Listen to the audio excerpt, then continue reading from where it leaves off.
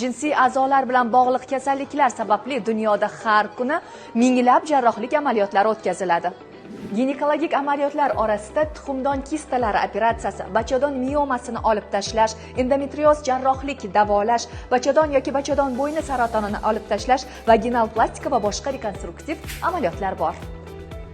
Urologik operatsiyalar orasida varikostel operatsiyasi hamda prostata bezlarini olib tashlash hamda jinsiy a'zo egriligini to'g'irlash bilan bog'liq muammolar juda ko'plab uchraydi.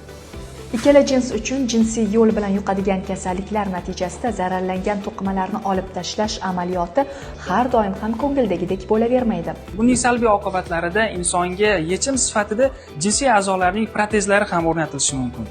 Yuqoridagilardan kelib chiqib, erkak va ayol salomatligi uchun jinsiy muammolarni oldini olish va samarali vosita bo'lish uchun biz sizga FemiSafe'ni tavsiya qilamiz.